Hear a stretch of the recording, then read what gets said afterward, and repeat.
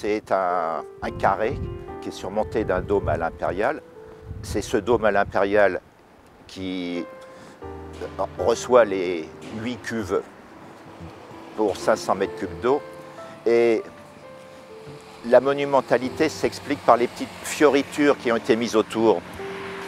Les gueules de lion en fonte, des motifs décoratifs qui font le tour du château d'eau en terre cuite. Il était prévu même à l'origine qu'à la place du paratonnerre soit installé un phare. Car il faut bien signaler qu'en 1913, Luçon était un port actif, enfin actif façon de parler, mais était encore un port vivant. Et c'était un moyen de rappeler le caractère portuaire de la ville. Il était incollable sur ce monument auquel il vouait une passion particulière.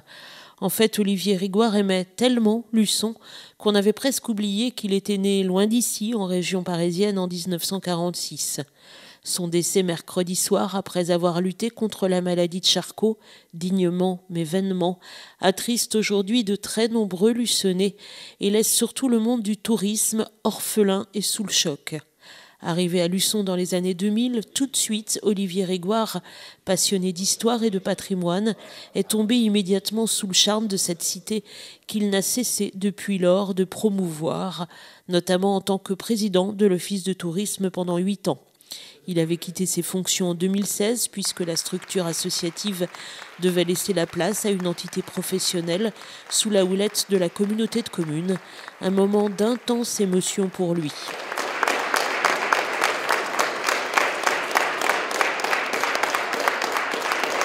Aujourd'hui, tous ceux qui l'ont côtoyé, qui ont travaillé avec lui, se souviennent de l'homme droit, animé d'une flamme brûlante pour sa ville, jamais en manque d'idées et maniant l'humour avec une touche bien personnelle. C'est un sentiment de tristesse, bien que nous sachions tous que Olivier était très malade. On a tous en mémoire cette cérémonie qu'il y avait eu, d'hommage qui lui avait été fait alors qu'il était déjà touché par cette maladie, pour tout le travail qu'il avait fait à l'Office de tourisme de Luçon. C'était d'ailleurs extraordinaire parce qu'il n'était pas vendéen d'origine et il avait assimilé l'histoire et la géographie en très très peu de temps, au point d'ailleurs que Jacques Becker, le président départemental de la Vendée, l'avait pris avec lui comme un de ses principaux collaborateurs. Il n'était pas seulement qu'à l'Office de tourisme de Luçon.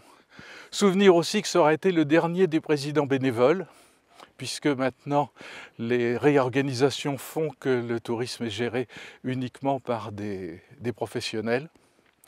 Donc un sentiment de tristesse et puis un souvenir aussi, le dernier travail que nous avons fait ensemble, ça a été de recréer la bande-son du dernier film de Philbert Berthomé, puisque le son était disparu. Alors la fille de Philbert nous avait appelé au secours et avec Philippe Gadebois et Olivier Rigoire, que j'allais chercher chez lui parce qu'il était dans l'impossibilité de se déplacer, mais qui avait toujours un esprit parfait, qui s'intéressait à tout. C'est vraiment une perte d'un homme très lettré et qui aimait tant les beaux livres. M. Rigoire, c'est pour moi quelqu'un de parfait, qui avait beaucoup d'humour. Je n'avais pas l'air de le dire, mais pour moi, je perds quelqu'un que j'aimais bien. J'ai apprécié de travailler avec lui. Pour les maisons fleuries, on avait toujours un goût pratiquement identique. Je regrette beaucoup. C'est vraiment quelqu'un de formidable qui est parti. J'ai des difficultés à comprendre, mais là où il est, je pense qu'il ne souffrira plus. Souvenir ému également de l'ensemble de la classe politique luçonnaise qui a travaillé à ses côtés. C'est quelqu'un que moi j'ai connu quand il était président de l'Office de tourisme de la ville de Luçon, quand l'Office de tourisme était associatif. J'ai beaucoup travaillé avec lui et beaucoup partagé, aussi bien amicalement que professionnellement et qu'en tant qu'élu. C'était vraiment quelqu'un d'exceptionnel avec des règles très droites, quelqu'un qui avait envie de valoriser sa ville, aussi bien au niveau du patrimoine, au niveau culturel. Je pense que les personnes qui ont travaillé autour de lui ont surtout été marquées par sa gentillesse, sa droiture. Et moi, franchement, je salue cet homme parce que c'est un homme qui a été vraiment très digne jusqu'au bout. Et je salue aussi les personnes qui ont été auprès de lui jusqu'à la fin. Olivier Rigoire laisse derrière lui donc beaucoup d'amis, mais également, et ne l'oublions pas, une famille éplorée. Mes premiers sentiments vont à sa famille, auprès de laquelle je présente mes condoléances. Je suis personnellement profondément attristé et j'ai effectivement travaillé avec M. Rigoire pendant plus de 5 ans en parfaite collaboration, lui étant président de l'Office de tourisme bénévole et moi son adjoint. Donc en ma qualité de vice-président, nous avons beaucoup travaillé ensemble et un des objectifs qui m'était assigné à l'époque, c'était de faire revenir la calèche à Luçon. Et Olivier Rigoire, qui était un homme de culture, a parfaitement suivi cela avec moi. Et également, j'ai eu le temps, avant de quitter cette partie de bénévolat avec M. Rigoire, de lancer le processus des vols découvertes en avion au-dessus de Luçon et de sa région.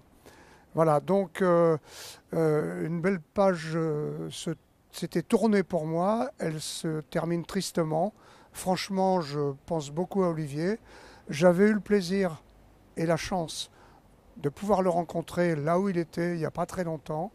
Et il m'avait dit dans un sourire qui n'était pas commun chez lui, mais qui était vraiment affectif. Te souviens-tu, Jean-Yves, du pas de ce cheval lorsqu'il passait dans les rues de Luçon dans la calèche? Voilà. C'est le souvenir que vous garderez de lui? Tout à fait, tout à fait. Assis à l'arrière et observant le cheval qui sillonnait les rues de Luçon qu'il adorait.